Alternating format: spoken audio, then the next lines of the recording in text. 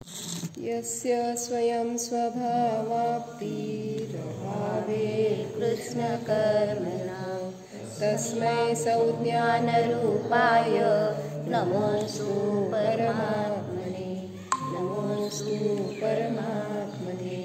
जय बोलिए आचार्य भगवान पूज्यपाद भगवान की जय। इष्टोपदेश ग्रंथराज की जय।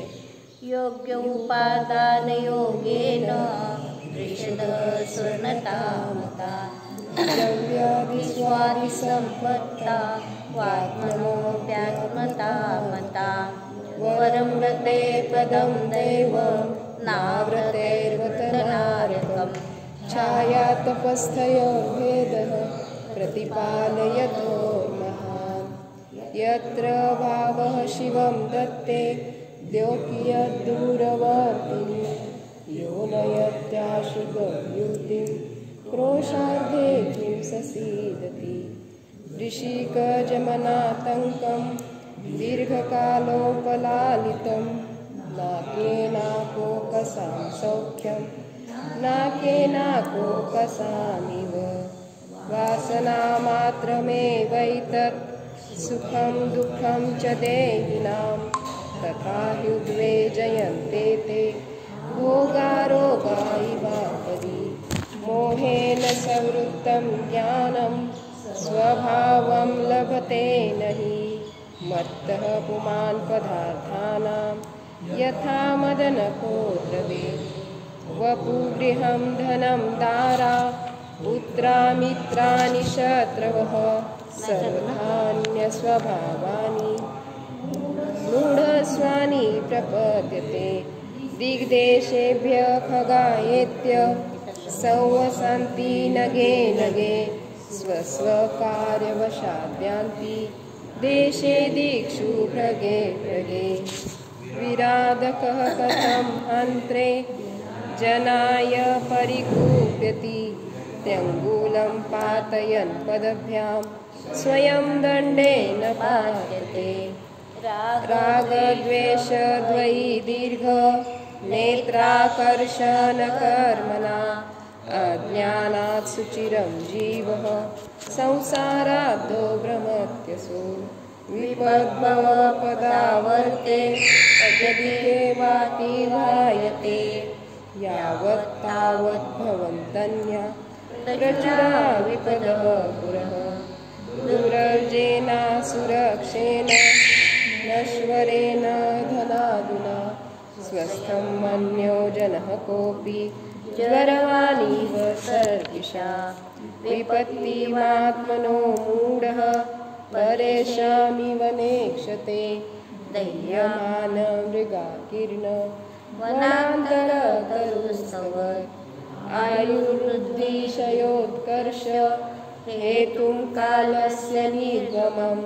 वाञ्छतां धनिनामीष्टं जीवितात् सुतरां धनं त्यागाय श्रेयसे वित्तः सञ्चिनोति यः स्वशरीरं सपज्ञेन स्नास्यामीति विलिम्पति आरम्भे तापकान् प्राप्ता प्रवृत्ति प्रतिपादकान् अन्ते सुदुस्त्यजान् कामं कः सेवते सुधी भवन्ति प्राप्य सङ्गं शुचिनी शुचीयति स कायः सन्ततापायस्तदर्थं प्रार्थना वृथा यज्जीवस्योपकाराय तद्देवस्यापकारकम् यद्देहस्योपकाराय तज्जीवस्यापकारकम्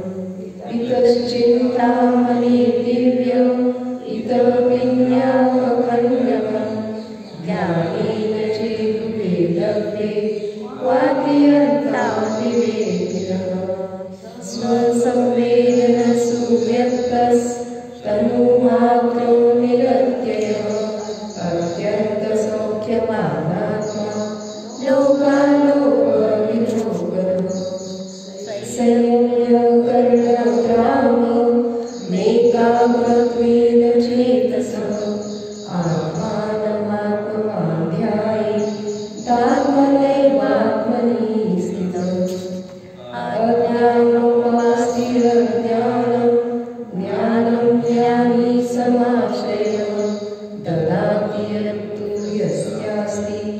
सुप्रसिद्धमिदं वचः परीशहाद्यविज्ञानं दास्रवस्य विरोधिनी जायते ध्यात्मयोगेन कर्मणामाशुविरुचः कटस्य कर्तामिति सम्बन्धः स्यात् द्वयोः ध्यानं तेयं यदात्मैव सम्बन्धः कीदृशस्तदा बध्यते मुच्यते जीवः समो निर्भवः क्रमात् तस्मात् सर्वप्रयत्नेन निर्ममत्वं विचिन्तयेत् एकोऽहं निर्ममः शुद्धो ज्ञानी योगी प्रगोचरः भार्या संयोगजा भावा मत्तः सर्वेऽपि सर्वथा दुःखसन्दोहमापित्वं संयोगादिपदेहिनां त्यजामेनं ततः सर्वं मनोवाक्कायकर्मणि न मे मृत्युः कुतो भीतिर्न मे व्याधिः कुतो व्यथा नाहमादो न वृद्धोऽहं न द्वैतानि कुण्डले मया सर्वेऽपि भूतलाम् उच्छिष्टेष्विवतिष्वद्य मम विन्दस्य कासुरा कर्म कर्महिता वन्ति जीवो जीवहितस्पृहः स्वस्वप्रभावभूयस्त्वे स्वार्थं को वा न वाञ्छति परोपकृतिमुत्सृज्य सोपकारकरो भव उपकुर्वन् परस्याज्ञं दृश्यमानस्य लोकवत् गुरुपदेशादभ्यासात् संवित्ते स्वपरान्तरं जानाति यः स जानाति मोक्षसौख्यं निरन्तरम् स्वस्मिन् सदाभिलाषित्वात् दभिष्टज्ञापकत्वतः स्वयं हितप्रयकृत्वा दात्मैव गुरुरात्मनः स्वस्मिन् सदाभिलाषित्वात् विलाषित्वा दभिष्टज्ञापकत्वतः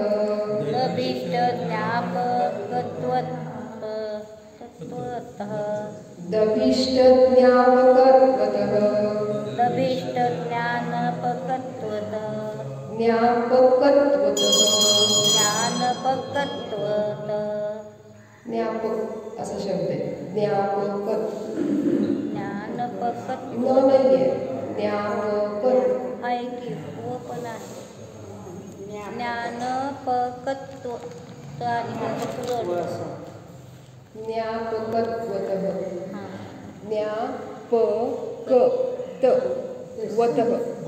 ज्ञापकत्वतः न नाहीये ज्ञानंतर न नाहीये ज्ञापकत्वतः ज्ञापकत्वतः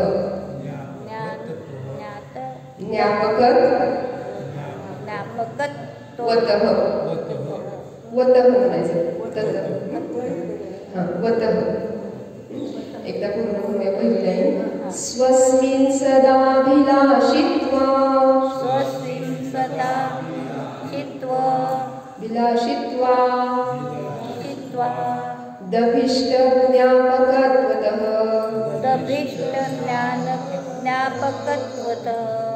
स्वयं हितप्रयकृत्वा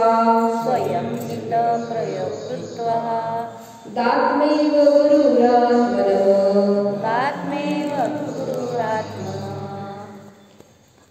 स्वस्मिन् सदाभिलाषित्वा दभिष्टज्ञापकत्वतः स्वयं हितप्रयकृत्वा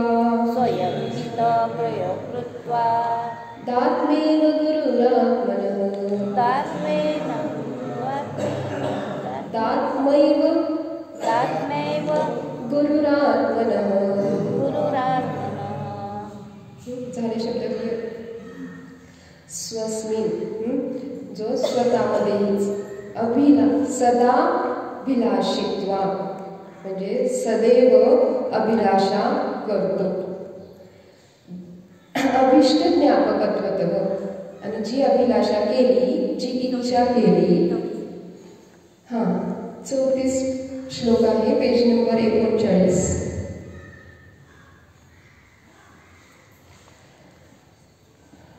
स्वतःमध्ये जी अभिलाषा केली किंवा इच्छा जिज्ञासा केली तर काय सांगितलं परत त्यानंतर अभिष्ट ज्ञापकत्वतः म्हणजे त्या इच्छेच्या पूर्तीसाठी इष्ट काय आहे म्हणजे हितकारी काय आहे त्या इच्छेच्या पूर्तीसाठी तर ती सूचना ज्ञापकत्वतः म्हणजे सूचित करतो, सूचना देतो, जाणतो, जाणीवेत घेतो की बाबा मला एखादी इच्छा आहे तर त्या इच्छेच्या पूर्णतेसाठी की काय केलं पाहिजे हे जाणीवेत घेतो. ती सूचना म्हणजे अभिष्ट ज्ञापकत्वतःचा त्याचा अर्थ असा. मग स्वयंहित प्रयोक्तृत्वा, स्वयं म्हणजे स्वतःच्याच हिताचं काय करतोय प्रयोक्तृत्व म्हणजे स्वतःच्या हितासाठीच प्रवृत्त होतोय. काय करतोय प्रवृत्त होतोय. स्वतःमध्ये अभिलाषा करतोय, इच्छा करतोय. त्यानंतर त्या इच्छितासाठी जे गरजेचं आहे, हिताचं आहे, उपयोगी आहे त्याची सूचना देतोय, त्या गोष्टीला जाणीवेत घेतोय आणि त्यानंतर त्यानुसार प्रवृत्त होतोय स्वतःच्या हितासाठीच. म्हणून काय सांगितलं आत्मैव गुरुरात्मनः. आत्मा एव, आत्मा हाच, गुरुर आत्मनः आत्म्याचा गुरु आहे. आत्मा हाच आत्म्याचा गुरु आहे. बघा काय सांगितलं होतं की स्वतःमध्येच अभिलाषा करतो, इच्छा करतो आणि त्यानुसार स्वतःला सूचित करतो आणि स्वतः सूचित केल्यानंतर त्यानुसार प्रवृत्त होतो करण्यासाठी. मग ते प्रवृत्त जो होतो त्यामुळे काय सांगितलं स्वतःच करतोय, स्वतःच इच्छा करतोय, स्वतःच सूचित करतोय आणि स्वतःच त्यानुसार प्रवृत्तही होतोय. म्हणून सांगितलं की आत्माच आत्म्याचा गुरु आहे.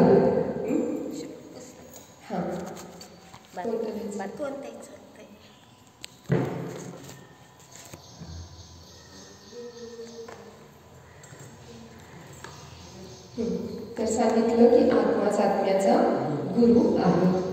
मग आता हे थोडंसं कॉम्प्लिकेटेड वाटतं. एक आपण जनरल उदाहरण घेऊ की काय इच्छा केली की मला मार्केटमध्ये जायचंय.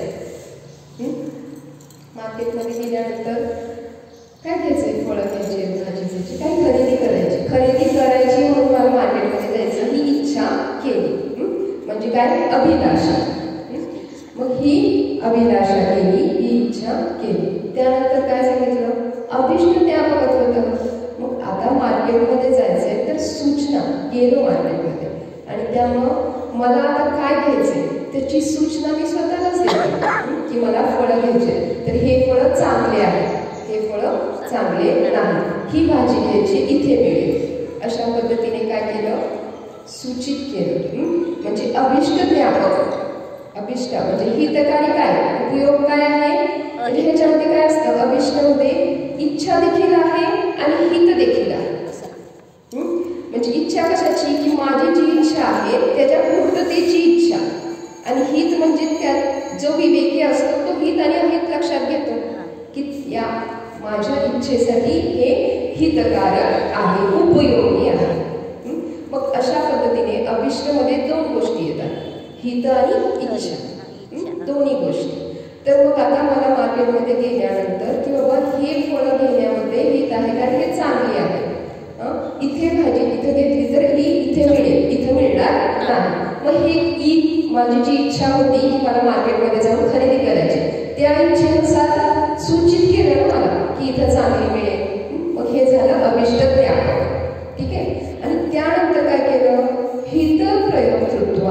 प्रयोक्तृत्व म्हणजे काय, स्वतःला प्रवृत्त केले.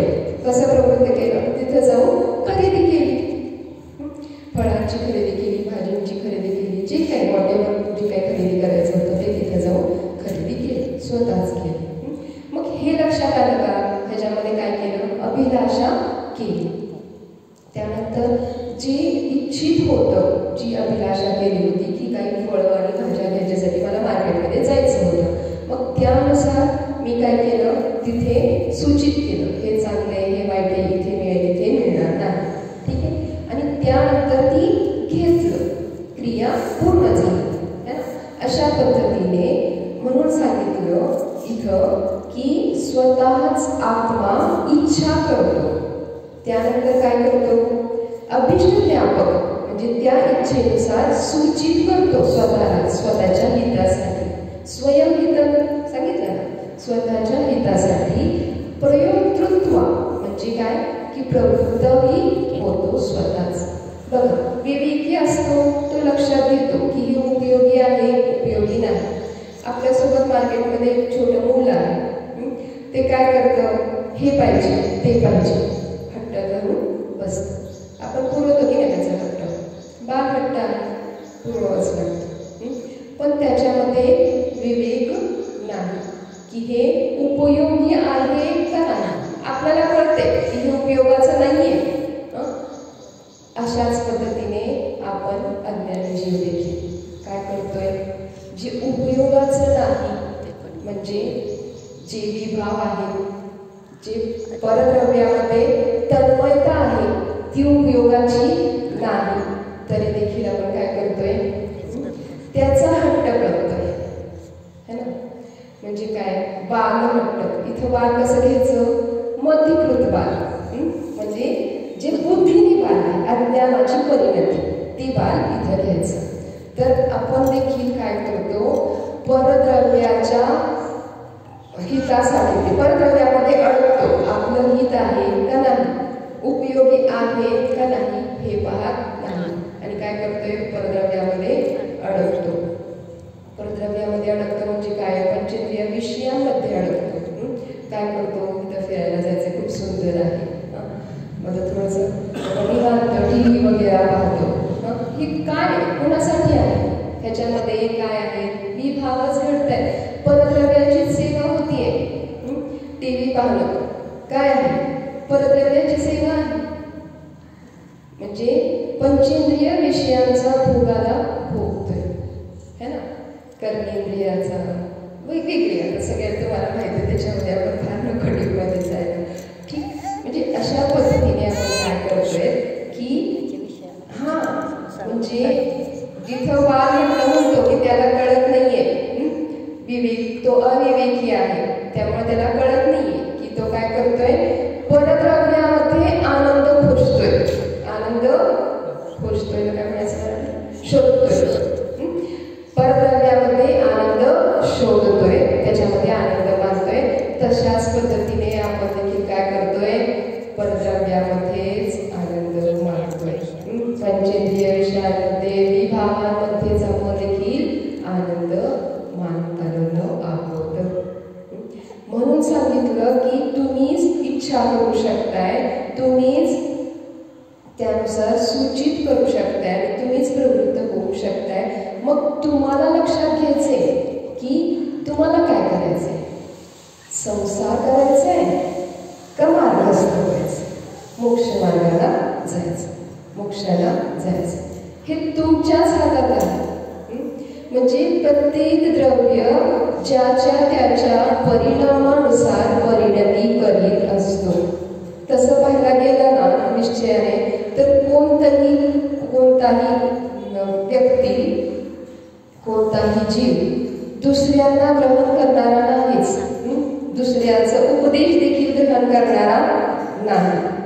दुसऱ्यांनी सांगितलं म्हणून त्यानुसार वागणाराही नाही की ह्यांनी मला सांगितलं होतं म्हणून मी असं करतोय, किंवा हे वाचलं होतं, हे ऐकलं होतं म्हणून मी तसं करतोय. तर नाही, हे असं नाही.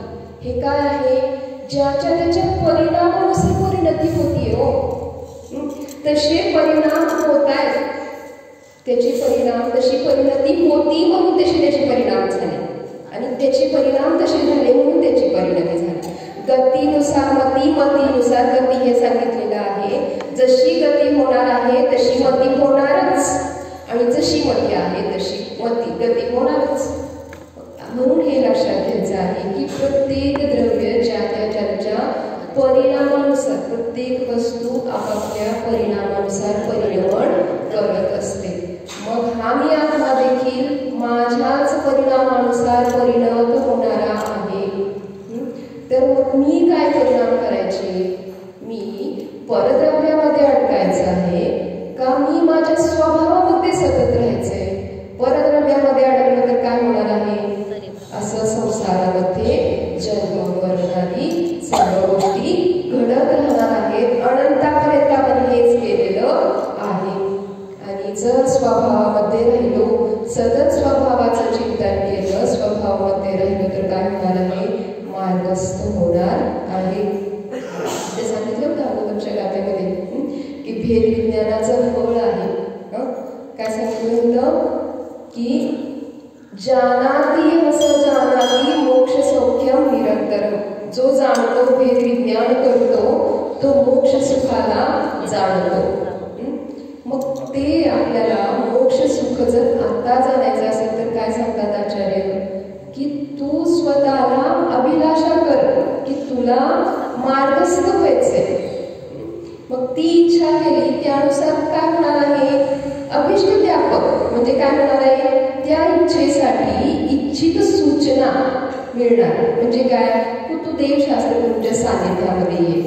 जर मला मार्गस्थ व्हायचे ही इच्छा केली तर काय होणार आहे? ही सूचना मिळणार आहे की तू देवशास्त्र तुमच्या सानिध्यामध्ये ये.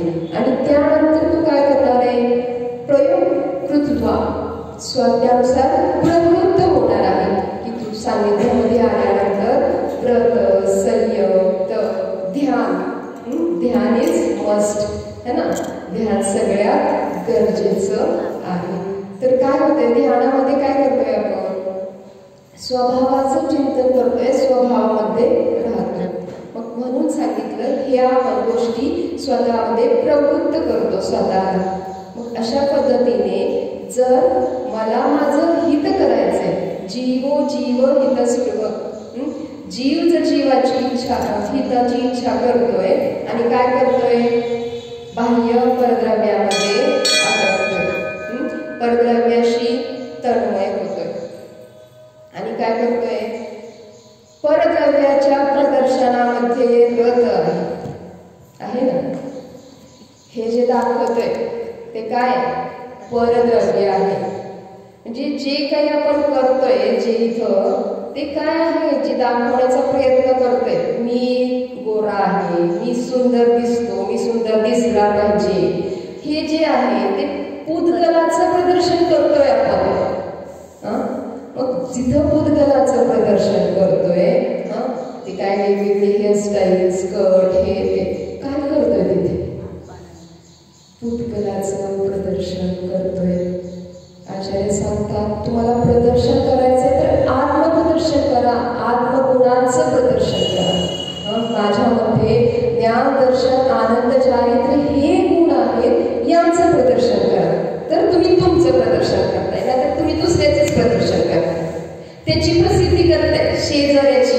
हा शेजारी आहे आणि शेजाऱ्याची प्रसिद्धी करताय. मग कुणाला आपली प्रसिद्धी करायची का शेजाऱ्याची प्रसिद्धी करायची आपल्याला? हे आपण चिंतन करणं गरजेचं आहे. म्हणून सांगितलं की निजात्माच आपला गुरु आहे. अर्थ येते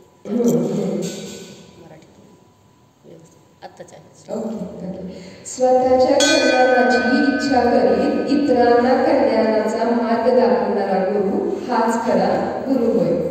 खऱ्या गुरूंचं स्वरूप सांगितलं इथे की कसे खरे गुरु असायला हवे.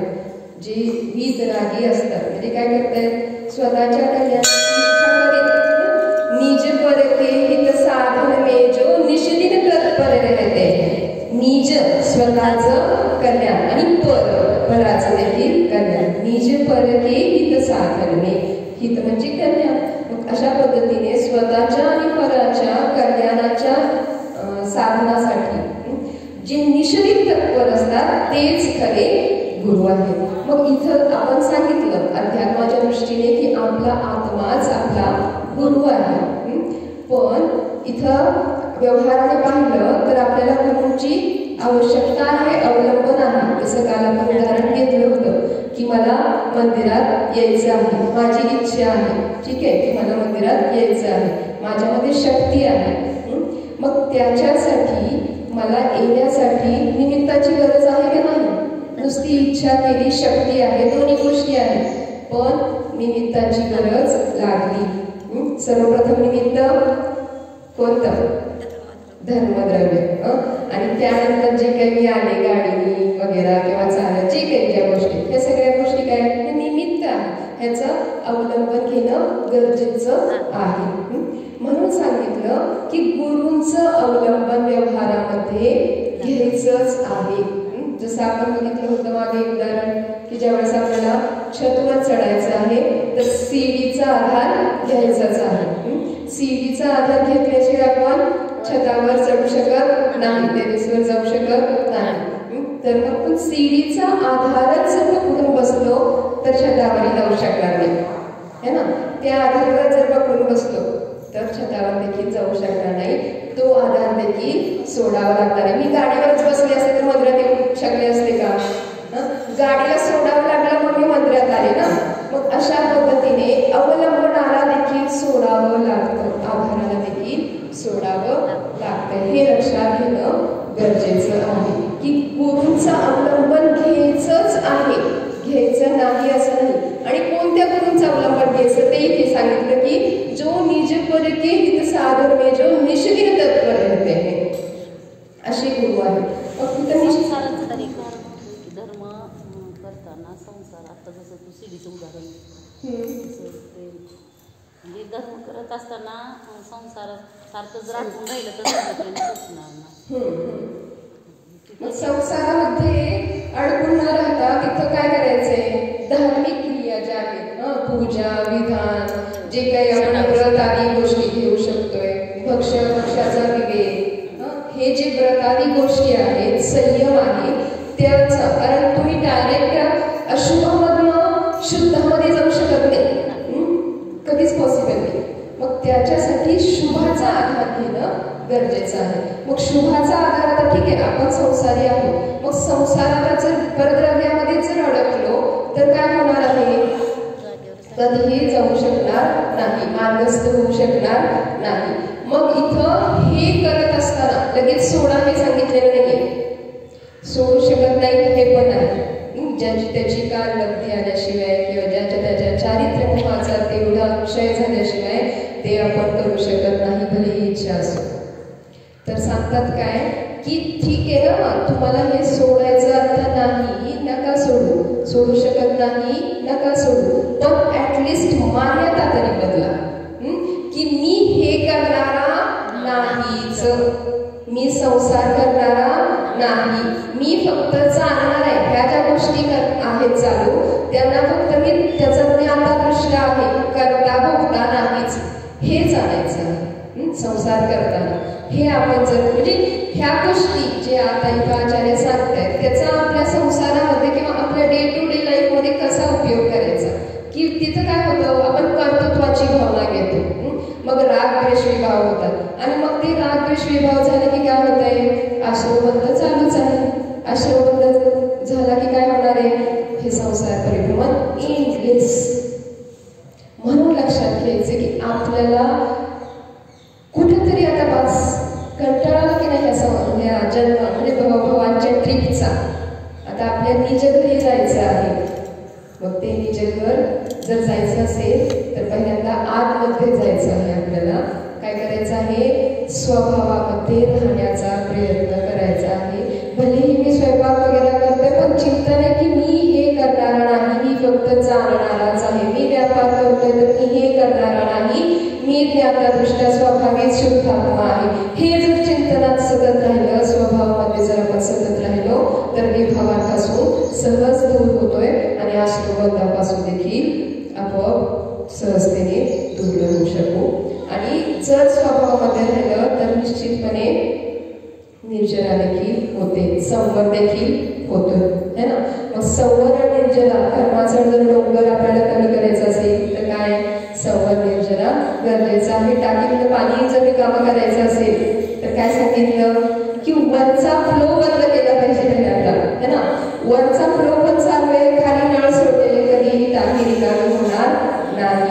आणि त्यामुळं काय होणार आहे, म्हणजे इकडे तुमचं ठीक आहे, तुम्ही जर निर्जरा होते म्हणताय, नळ सोडलेला आहे, पाणी चाललंय, बरोबर आहे, पण तिकडून असं बंद चालू आहे ना, जो मोटर चालू आहे त्याचा फ्लो पण चालू आहे वरचा, त्यामुळे टाकी कधीही रिकामी होत नाही, होणार नाही. हे आपण लक्षात घ्यायचं आहे की जे आपण करतो आहे की मला हे करताना मी करता भोगता नाही, मी फक्त ज्ञातादृष्ट्या स्वभावी आहे. तर काय होतंय, पर्यास विभवांपासून सहज, कषायांपासून सहज, म्हणजे त्याला फार वेगळं पुरुषार्थ करावं लागत नाही, अगदी सहज सुटतात. कषाय मंद कषाय सुटणं शक्य नाही. अजून आपण संसारी आहोत, सुटणं शक्य नाही. कषाय तर किती 7व्या 8व्या गुणस्थानामध्ये पण सांगितले, अजून आपण 4थ्यामध्ये आहोत का नाही हे जज करायचं. म्हणून मग लक्षात घ्यायचंय की ह्या जर आपण स्वभावामध्ये जर राहण्याचा प्रयत्न केला, सतत स्वभावामध्ये राहिलो तर कषाय देखील मंद होतात. क्रोध, मान, माया, लोभ हे सहजतेने, त्याच्यामध्ये फार वेगळा पुरुषार्थ करावा लागत नाही. की मी जर करता भोगता नाही हे जर जाणलं तर आपोआपच ह्या गोष्टी काय होत आहेत, सहजच सुटत आहेत. म्हणून सहज आनंदाची प्राप्ती सांगितली ना, की माझा स्वभावच आहे आनंद, सहजतेने प्राप्त होणारा तो आनंद आहे. त्याला बाहेर कुठं धडपडायची गरज नाही, पण आपण व्यर्थ धडपड करत बसतोय आणि चुकीच्या गोष्टीमध्ये आनंद खोजतो, जिथं तो आनंद नाहीच. परद्रव्यामध्ये आनंद नाहीच, पण आपण परद्रव्यामध्ये आनंद खोजतोय. म्हणून स्वतःला अभिलाषा करायची, मला मार्गस्थ व्हायचे, त्यानुसार सूचना करायची, मला देवशास्त्रज्ञाच्या सानिध्यामध्ये यायचे आणि त्यानुसार प्रवृत्त व्हायचे, की त्यानुसार आपण सम्यक दर्शन सर्वप्रथम प्राप्त करणं गरजेचं आहे आणि त्यानंतर रत्नत्रय वगैरे प्राप्त करून मार्गस्थ व्हायचं आहे.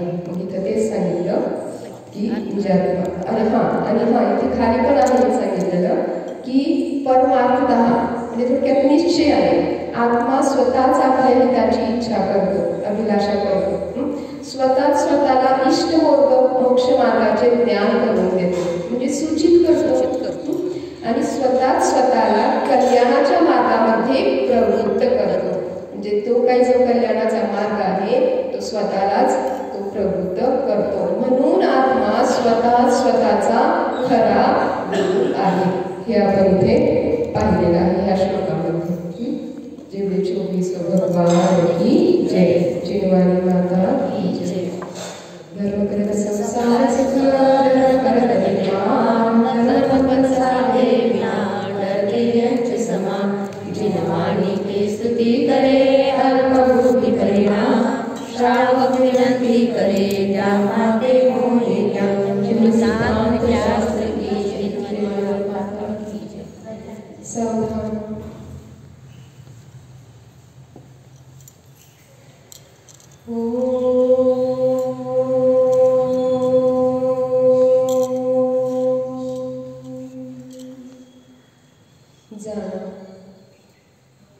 जो जाणीवेत येत आहे त्याला जाण्याचा प्रयत्न करा. ऐकणारा जो आहे तो मी नाहीच, बोलणारा जो आहे तोही मी नाही, जो जाणणारा आहे, जो जानन रूपाने जाणतो आहे तोच मी, शुद्ध आत्मा आहे. पक्क करा, हा मी शुद्ध आत्मा ज्ञाता दृष्टा स्वभावीच आहे, चैतन्यमय वस्तू आहे. जाणा, हा मी शुद्धात्मा अमूर्तिक आहे.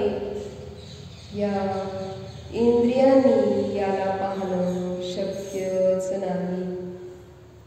हे इंद्रिय परद्रव्य आहेत, माझ्यापासून अत्यंत भिन्न आहे जाणं. हा मी शुद्धात्मा इंद्रियांनी रहित, शरीरांनी रहित, अमूर्तिक स्वरूपीच आहे. हा मी शुद्धात्मा अमूर्तिक आहे, इंद्रिय गोचर नाहीच. या उद्गल शरीरापासून अत्यंत भिन्न शुद्ध स्वरूप जाणा. जिण्यामय वस्तू आहे तोच मी ध्रुवात्मा आहे. पक्क करा. जो ज्ञाय स्वरूप आहे तोच मी शुद्धात्मा आहे. हे शरीर स्पर्श रस गंध वर्णमय आहे. पुद्गल परमाणूंचा स्कंध आहे. मूर्तिक आहे, जड आहे. हा मी शुद्धात्मा चैतन्य वस्तू आहे. पक्क करा. या माझ्या आत्म्यामध्ये ज्ञान, दर्शन, आनंद, चारित्र्य, सुख, अनंत गुण आहे. हे अनंत गुण हीच माझी खरी संपत्ती आहे, खरे वैभव आहे. मी माझ्यामध्ये परिपूर्ण आहे, स्वयंपूर्ण आहे. मला माझ्या सुखासाठी परद्रव्याच्या परकणाची किंचित मात्रही गरज नाहीच. पक्क करा. हा मी स्वयंपूर्णच आहे.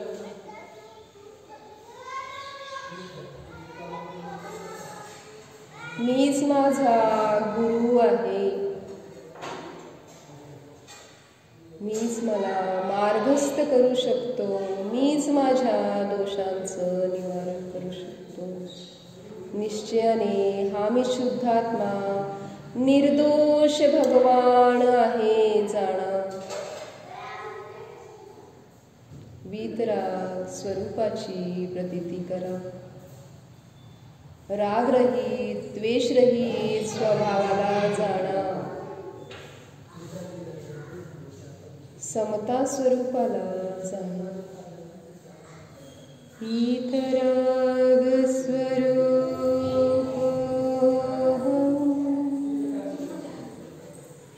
समता स्वरूप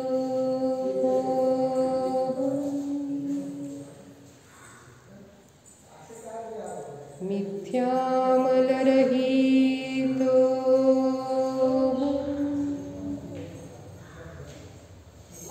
न्यायक स्वरूप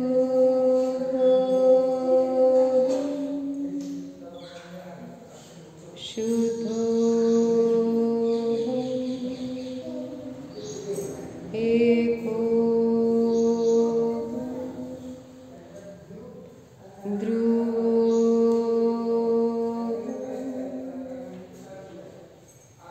जीवो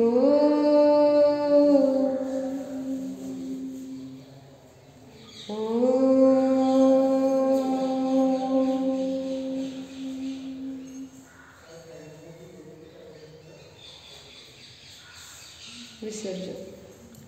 भो प्रभो मनवचनकार कृतकारी प्रभुत सर्व समानव आत्म प्रभा इत्यादी बाबांच्या द्वारे माझ्याकडून या भवा पूर्वभावात खऱ्या देवशास्त्रज्ञाचा अवेद झाला. घेतलेल्या अनाद्य रहित व्यतित अतिचार अनाचार दोष ठरले. एकेयापासून पंचेंद्रियापर्यंत ज्या जीवाची विरागना झाली. दिवसावर रात्री घडलेल्या या सर्व दोषांचा पश्चाताप व्यक्त करून ही क्षमा. हे माझे सर्व दोष मिथ्या म्हणून स्वाध्याय करताना जे काही दोष घडले ते